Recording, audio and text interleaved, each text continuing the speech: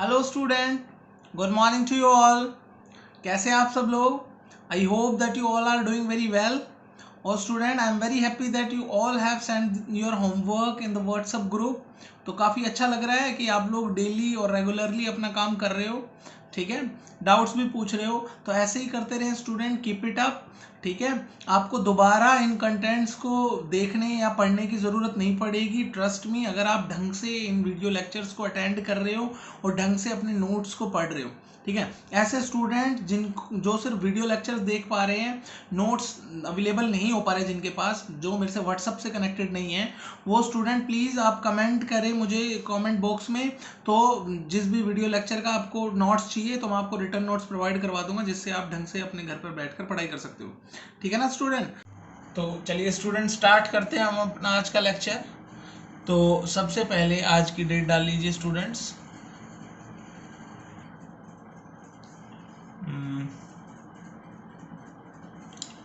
18 मई 2020। भाई अब तक लॉकडाउन इंक्रीज हो गया है, तो 31 नहीं, ये मई तक तो पूरा चलेगा ही। ठीक है ना, मई तक पूरा मंथ चलेगा। और जो जून में भी देखते हैं स्कूल्स ओपन हो पाते हैं, नहीं कुछ कह नहीं सकते।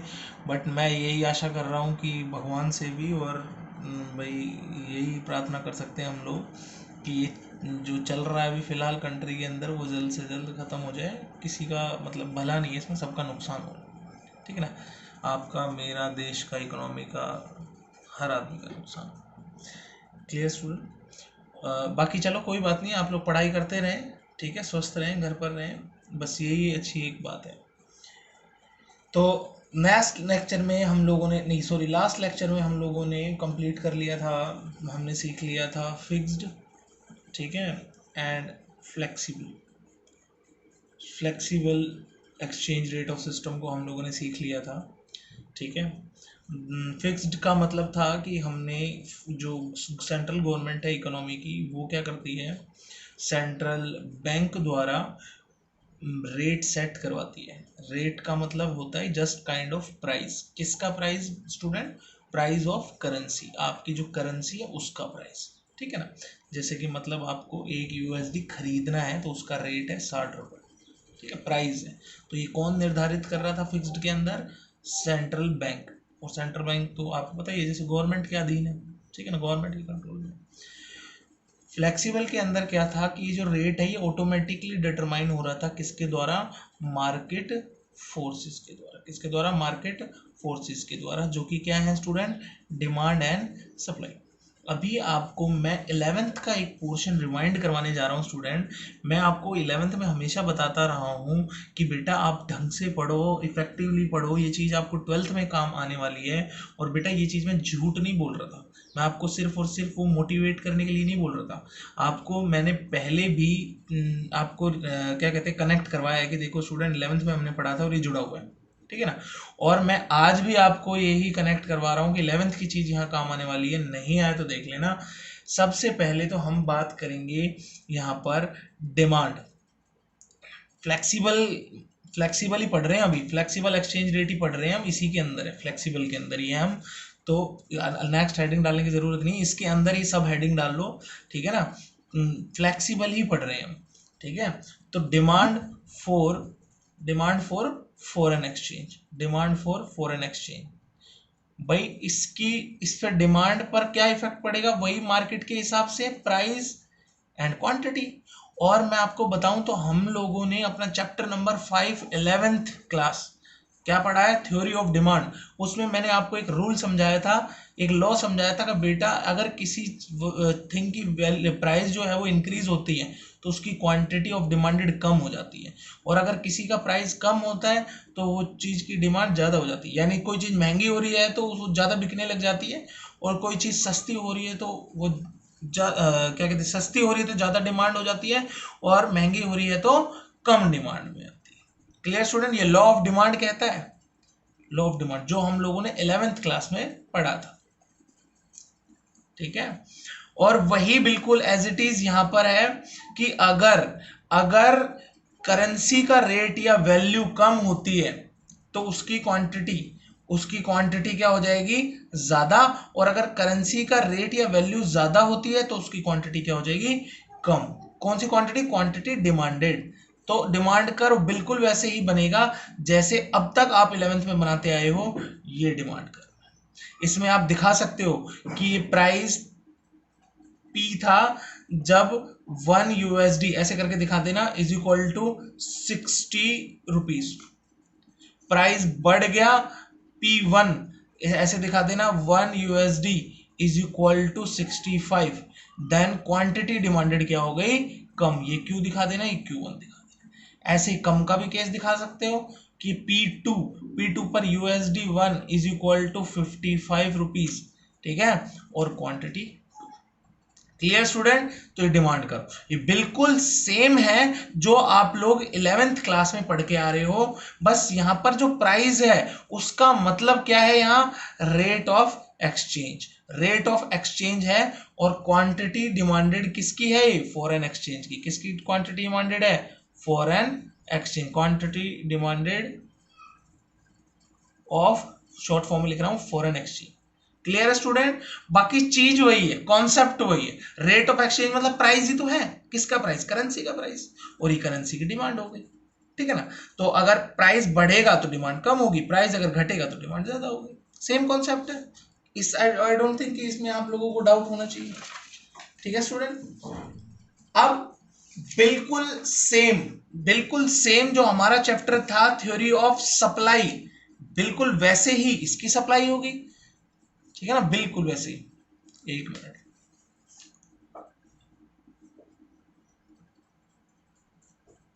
सप्लाई ऑफ फॉरेन एक्सचेंज, ठीक है ना, सप्लाई ऑफ फॉरेन एक्सचेंज। अब सप्लाई ऑफ फॉरेन एक्सचेंज, ये देखिए स्टूडेंट, ये एक्स, ये वाई, ये जीरो। और बिल्कुल वैसे सप्लाई के केस में मैंने आपको क्या रूल समझाया था, प्रोड्यूसर हमेशा किस चीज को बेचना चाहेगा, प्रोड्यूसर बेटा हमेशा उसी चीज को प्रोड्यूस करना चाहेगा जो चीज महंगी हो।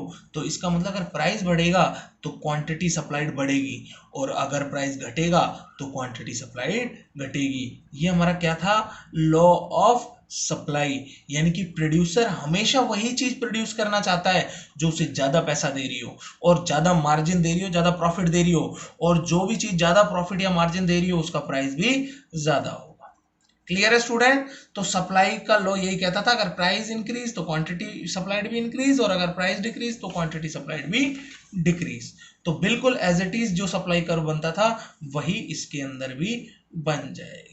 ये प्राइस दिखा सकते हो, ये क्वांटिटी, ये बढ़ा हुआ प्राइस दिखा सकते हो, ये बढ़ी हुई क्वांटिटी दिखा सकते हो। इसमें लिख सकते हो आप 1 USD इज इक्वल टू 60, और इसमें लिख सकते हो 1 USD इज इक्वल टू 65, ठीक है। एंड नीचे का भी कोई एक दिखा सकते हो। Clear student. तो ये supply of rate of exchange होगा। यहां पर आप लिखोगे रेट ऑफ एक्सचेंज, इसको स्टूडेंट पी दिखा तो पी दिखा देना, बल्कि आर दिखा दो तो और भी बढ़िया है। आर दिखा दो तो और भी बढ़िया है। पी जैसे कि मैंने आपको समझाने के लिए बताया, बाकी आर दिखा दो तो बहुत भी बढ़िया है। लेकिन किसी बच्चों को चलो नहीं भी आया, पी भी दिखा दे तो उसमें कोई प्रॉब्लम नहीं है। बस यहाँ पर लिख देना रेट ऑफ एक्सचेंज, ठीक है। और नीचे यहाँ पर अब क्वांटिटी डिमांडेड नहीं आएगा, quantity supplied, supplied of foreign exchange. किसकी क्वांटिटी सप्लाई हो रही है, फॉरेन एक्सचेंज की। Clear student. तो ये सप्लाई कर्व है। फिर एक बार फिर मैं आपको 11th का रिमाइंड करवा रहा हूं, याद करो chapter number 13, chapter number 13 producers equilibrium, producers equilibriums, जिसमें आपको याद करो ये डायग्राम था, ये डिमांड कर्व थी, ये सप्लाई कर्व था, ये प्राइस, ये क्वांटिटी, ये एक्सेस सप्लाई, ये एक्सेस डिमांड। याद आया। बिल्कुल सेम, बिल्कुल सेम इक्विलिब्रियम पॉइंट इस केस में भी होगा। इसको बोलेंगे हम लोग, कोई चेंज नहीं है, बिल्कुल सेम है। जैसे डिमांड या सप्लाई में कोई चेंज नहीं है, ऐसे उसमें भी कोई चेंज नहीं है, बिल्कुल सेम है। हम इसमें लिखेंगे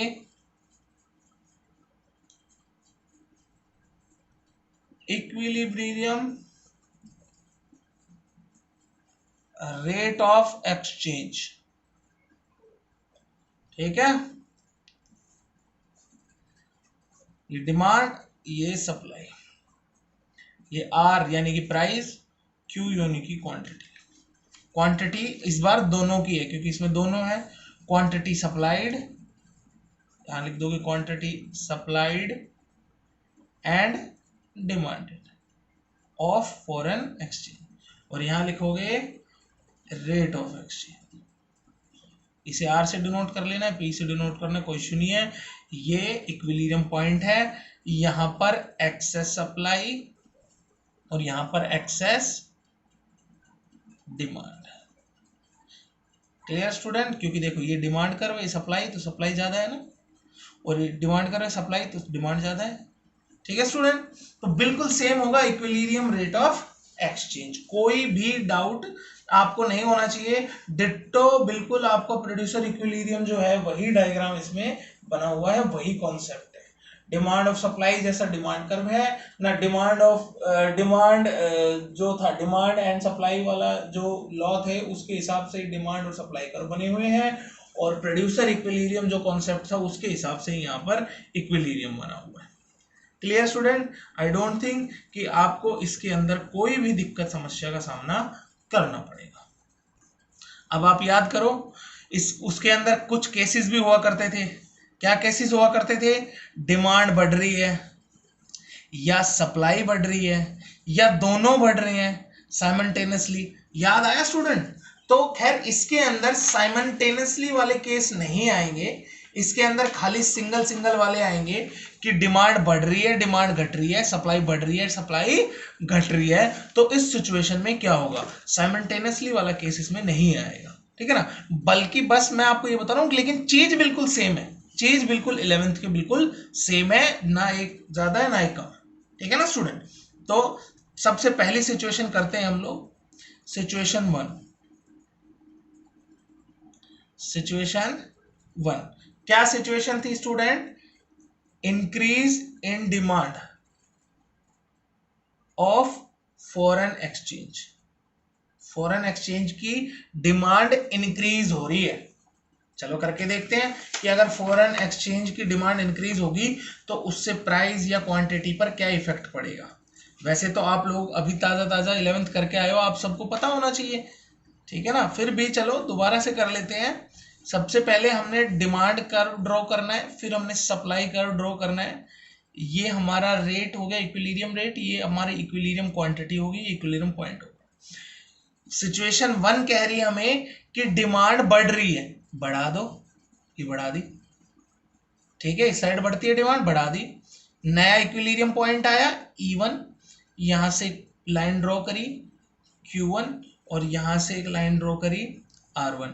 यानी कि अगर डिमांड बढ़ेगी, अगर डिमांड बढ़ेगी फॉरेन करेंसी की, तो उससे रेट भी बढ़ेगा, और डिमांड तो जैसे बढ़ ही रही है। Clear student? तो क्या इंपैक्ट पड़ा? उससे रेट ऑफ एक्सचेंज भी इंक्रीज हो रहा है और क्वांटिटी डिमांडेड इंक्रीज हो रही है। तो डिमांड कर्व जो है वो शिफ्ट कर जाएगा D से D1 पर। और आपको मैं बताऊं, पूरा मैंने प्रॉपर लिखना बताया था थ्योरी, वो भूल मत जाना। D is the demand curve, ठीक है, Q is the quantity demanded, R is the rate of exchange, E is the equilibrium point, ठीक है। When due to increase in the demand, shift in the demand curve, rate of exchange is increased। ऐसे properly लिखना है आपने, जब homework करो अपना तो ऐसे प्रॉपरली लिखना है, मैं चेक करूंगा, ठीक है। अच्छा, अब इस केस में स्टूडेंट क्या हुआ, इस केस में मैं आपको थोड़ा समझा देता हूं। देखो इस केस में हुआ ये कि फॉर एग्जांपल हम मान लेते हैं कि ये जो R है, यहाँ पर एक USD हमें 60 रुपए का मिल रहा था, ठीक है। पर रेट, अब जैसे डिमांड इंक्रीज हुई, डिमांड इंक्रीज कर दी हमने, उससे रेट बढ़ गया, रेट कुछ भी बढ़ा, मान लो जैसे कि मान लो 62 हो गया।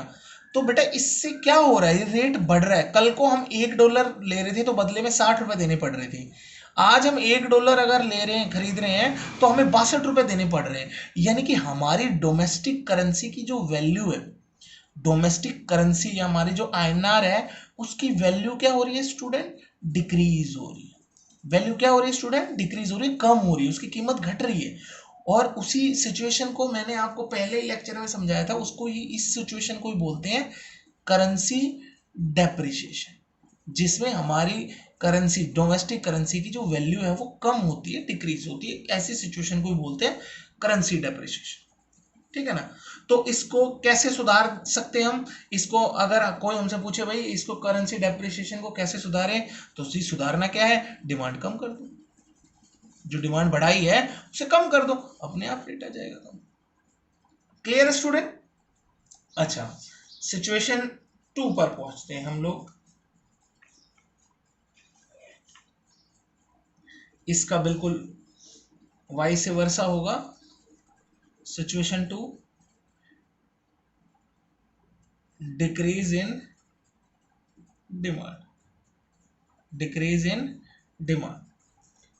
तो डिक्रीज इन डिमांड के केस में बिल्कुल इसका अपोजिट होगा स्टूडेंट।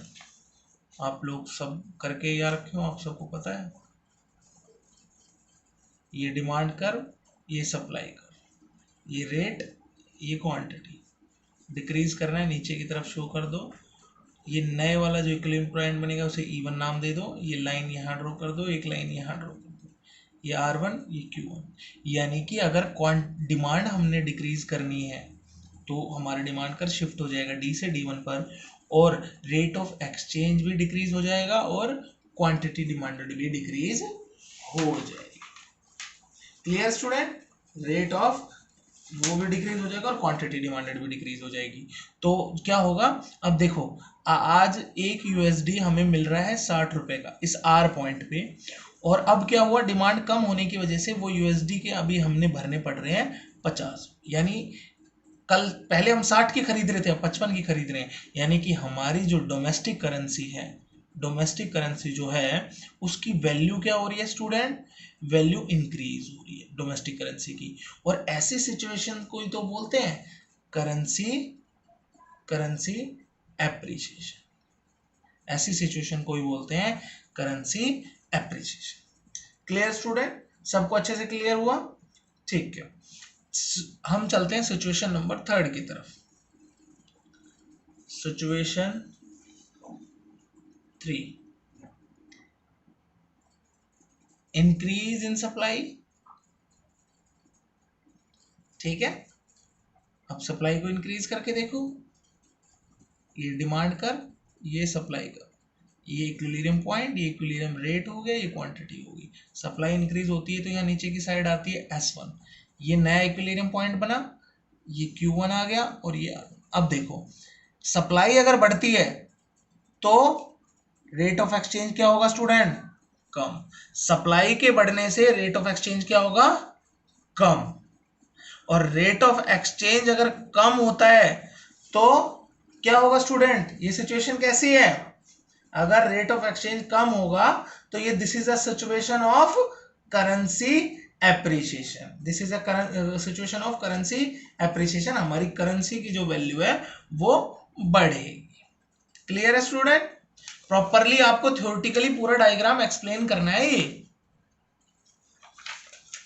कभी ऐसे ही सोच रहे हो कि हम नहीं एक्सप्लेन कुछ नहीं करना है। अब सिचुएशन 4 पे आ जाओ। सिचुएशन 4, ये क्या है student, decrease in supply, decrease in supply. इसका डायग्राम बना के देखो, ये डिमांड कर्व हो गया, ये सप्लाई कर्व हो गई, ये R हो गया, ये क्वांटिटी होगी, इक्विलिब्रियम पॉइंट। सप्लाई डिक्रीज करनी है तो ऊपर की साइड कर दो, ये नए वाला E1 पॉइंट, यहाँ से लाइन ड्रॉ कर दो, ये R1 कर दो। यानी अगर सप्लाई डिक्रीज होगी तो रेट बढ़ेगा, और रेट बढ़ेगा तो सिचुएशन को क्या बोलते हैं student, currency depreciation, currency depreciation. अच्छा एक चीज मैं बताऊं, ये रटना नहीं है। कल को तुमसे कोई पूछे भाई सप्लाई बढ़ रही है तो बताओ रेट पर क्या फर्क पड़ेगा, डिमांड बढ़ रही है तो बताओ रेट पर क्या फर्क पड़ेगा, इसको रटना नहीं है। आराम से कुछ नहीं, डायग्राम बनाओ और ऑटोमेटिकली देख लो, बिल्कुल वैसे ही जैसे मेलोडी खाओ और खुद जान जाओ। ठीक है ना बेटा। तो मतलब आपने रटना नहीं है भाई, इक्विलिब्रियम का डायग्राम बनाओ और उसके बाद जो चीज चेंज हो रही है उसको करके देख लो, उससे क्या फर्क पड़ रहा है रेट पर। ठीक है ना। कल को अगर क्वेश्चन पूछेगा तो उसमें आपने ये डायग्राम बनाना है प्रॉपरली। पहले डायग्राम बनाओगे उसके बाद एक्सप्लेन करोगे। अगर क्वेश्चन ने पूछा कि बताओ भाई अगर इक्विलिब्रियम की सिचुएशन है, एक्सचेंज रेट ऑफ एक्सचेंज पर, और डिमांड अगर बढ़ती है, ठीक है ना, तो बताओ रेट पर क्या असर पड़ेगा। तो आपने डिमांड या सप्लाई बढ़ाकर दिखानी पड़ेगी, उसके बाद आप बताओगे कि हाँ जी ये हमने डिमांड बढ़ाई तो उससे रेट पर ये इम्पैक्ट पड़ा, ठीक है ना। आपको ये चीजें रटने की जरूरत नहीं है। Clear student. तो ये 4 केसेस थे जो कि हम पहले भी पढ़कर आ चुके हैं 12th क्लास में बहुत अच्छे से। किसी को अब भी अगर विश्वास नहीं हो रहा मुझ पे तो अपना चैप्टर नंबर 13 खोल के देख लेना 11th की बुक का, प्रोड्यूसर इक्विलिब्रियम, बिल्कुल डिट्टो यही डायग्राम मिलेंगे उसके अंदर, ठीक है ना। बस फर्क कितना है, वहां पी था, यहाँ रेट है, मतलब दोनों का सेम है, मतलब जो है दोनों का वो सेम है, प्राइस ही है, बट क्या है आर से डिनोट कर रहे हैं क्योंकि यहां पर हम लिखते हैं रेट ऑफ एक्सचेंज। और ये जो डिमांड है सप्लाई है, ये यहां पर क्वांटिटी होता है, क्वांटिटी डिमांडेड और क्वांटिटी सप्लाई, वर्क किसका, फॉरेन एक्सचेंज। क्लियर स्टूडेंट, किसका क्वांटिटी डिमांडेड सप्लाई है, फॉरेन एक्सचेंज। तो आज के लिए स्टूडेंट, तो आज के लिए इतना स्टूडेंट, ठीक है, इसे ढंग से कर लेना आप लोग, और फिर नेक्स्ट लेक्चर में हम लोग आगे नए कॉन्सेप्ट करेंगे। हार्डली ये 1 या 2 लेक्चर मुझे और चाहिए इस चैप्टर के ऊपर, और चैप्टर फिनिश हो जाएगा, और आई होप कि आपको अच्छे से समझ आएगा, ठीक है, नो डाउट, उसमें कोई डाउट नहीं है। बाकी फिर भी अगर किसी बच्चे को कोई दिक्कत समस्या आ रही हो तो आप जैसे पूछ ही सकते हो मुझसे। और फिर हम लोग इसके बाद बैलेंस ऑफ पेमेंट चैप्टर शुरू करने वाले हैं, जो ज़्यादा बड़ा नहीं है, उसमें हार्डली आप मानो जैसे बहुत अगर हम स्लो चले तो 3 लेक्चर लगेंगे बस, ठीक है ना। और आपकी फिर ये बुक जो है वो पार्ट 1 जो है मैक्रो इकोनॉमिक्स वो पूरी तरीके से ख़त्म हो जाएगी, और फिर हम लोग मूव करेंगे अपनी इंडियन इको जो हमारे नेक्स्ट पार्ट है इकोनॉमिक्स का, उसकी तरफ। क्लियर है स्टूडेंट। तो आज के लिए इतना ही, take care and bye bye.